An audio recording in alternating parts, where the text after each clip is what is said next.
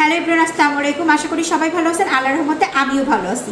মেহেজাবিন এবং বাসার সবার আবদারে আজকে আমি বিফ স্টেক তৈরি করব। সো স্টেকের মাংসটা খুব সুন্দর করে কেটে নিছি।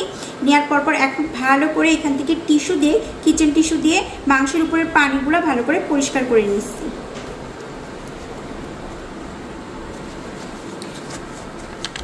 এই যে মাংসগুলো পরিষ্কার করে এখানে রাখবো একটা একটা করে, চেপে চেপে পানিগুলো একদম ভালো করে নিয়ে নিচ্ছি। আমি খুব ভালো করে পানিগুলা কিচেন টিস্যু দিয়ে মুছার পরে এখন এটাকে খুব ভালো করে একটু কাঁটা চামচ দিয়ে ম্যাশ করে নিব।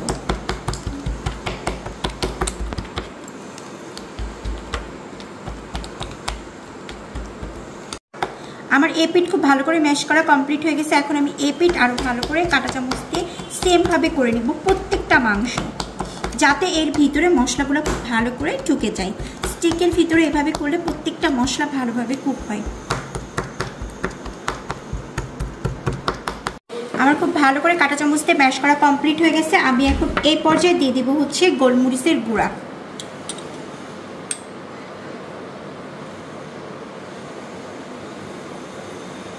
হাফ চামচের মতো দিলাম। এখন দিয়ে দিব মেন সয়া সস। এগুলো দিয়ে খুব ভালো করে ম্যারিনেট করব।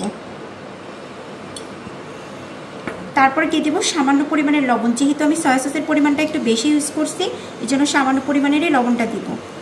এখন খুব ভালো করে এপিট ওপিট চেপে চেপে ম্যারিনেট করব।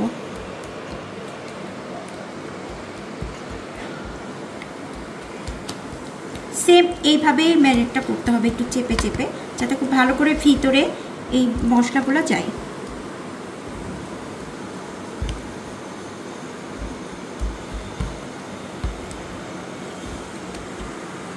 এইভাবে আমি ম্যারিনেট করে পাক্কা 1 ঘন্টা লাগবে।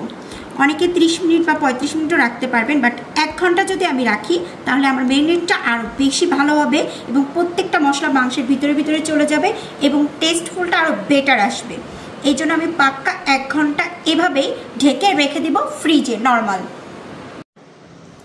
আমার মাংসগুলা পাক্কা 1 ঘন্টা 10 মিনিটের মতন আমি ম্যারিনেট করে রাখছিলাম। এখন আমি দিয়ে দিব ফ্রাই প্যানে স্টিক করার জন্য। আমি একটু সরষের তেল ব্রাশ করে নিচ্ছি। বাটার দিলে সব থেকে বেস্ট হয়। আমি বাটারটা বের করে রাখছিলাম, রাখার পরে হাত পিছলে পড়ে গেছে দেখে আমি আর আজকে বাটারটা ইউজ করতে পারলাম না আনফরচুনেটলি। এই জন্য আমি সরষের তেল দিয়ে করতেছি। এটা আপনাদের ইচ্ছা, সরষের তেল দিয়েও করতে পারবেন, সয়াবিন দিয়েও, বাটার দিয়ে, তবে বাটার দিয়ে করলে বেস্ট হয়। এখন আমি একে একে সব স্টিকগুলো এভাবে দিয়ে দিব। একটু সময় নিয়ে একদম জালটা একেবারে স্লো করে দিয়ে একটু সময় নিয়ে আমার ভালো করে স্টিকগুলো করতে হবে। স্টিকের পাশ দিয়ে রসুনগুলো দিয়ে দিব, একদম বড় বড় কোয়াগুলো দিয়ে দিচ্ছি। এভাবে আমি একদম লো হিটে পাক্কা 15 মিনিট থেকে 20 মিনিট ভালো করে আমি এই পাশে কুক করে নিব। তারপরে চেঞ্জ করে আবার ওই পাশেও ঠিক 15 থেকে 20 মিনিট কুক করে নিলেই আমার স্টিক কমপ্লিট হয়ে যাবে বানানো। আমি এই পিঠ পাক্কা 15 মিনিট ভালো করে কুক করে এখন এই যে এই পিঠটা 15 মিনিট করবো, একটু উল্টে পাল্টে দিচ্ছি আর কি। আমার এই 3টে স্টিক করা কমপ্লিট হয়ে গেছে। পাক্কা আমি 25 মিনিটের ভিতরে 3টা স্টিক কমপ্লিট করলাম খুব সুন্দর করে। আমি পরে কেটে নিব, আগে উঠাইনি, কালিগুলো উঠিয়ে ফেলি। দেন আমি একইভাবে আমার আরও যে স্টিকগুলো আছে ওগুলো আবার দিয়ে দিব। আমি সেমভাবে আবার সরষের তেল ব্রাশ করে ফ্রাই প্যানে আবার দিয়ে দিচ্ছি স্টিকগুলো। একটু সময় নিয়ে আস্তে আস্তে কমপ্লিট করে রাখবো। আমার এই পিঠ কমপ্লিট হয়ে গেছে। এখন আমি উল্টে উল্টে দিচ্ছি। আর এই স্টিক করতে করতে আমি কিন্তু আবার ম্যাশ পটেটোও করতেছি। ম্যাশ পটেটো আমি আলাদা একটা ব্লগ একদিন করব, কারণ এখন আমি অলমোস্ট অর্ধেক ডান করে ফেলেছি ম্যাশ পটেটোর। এই জন্য আর স্কিপ নিই নাই, স্কিপ ছাড়াই আছে, তাই আজকে শেয়ার করবো না, অন্যদিন শেয়ার করব। এখন এটা উল্টে পাল্টে আরও কিছুক্ষণ এটাকে হতে দিলাম 15 মিনিটের মতো। আমার এই স্টিকগুলো করাও কমপ্লিট হয়ে গেছে। এখন আমি সব উঠিয়ে নিচ্ছি। পরে আমি ছুরি দিয়ে কাট করে সবার প্লেটে প্লেটে পরিবেশন করব।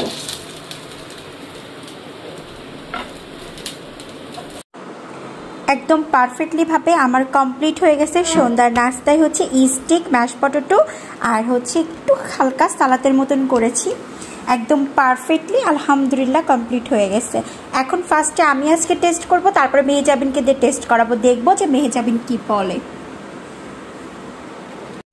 বলেন ম্যাডাম কেমন হয়েছে দাঁড়া একটু টেস্ট করে নিলে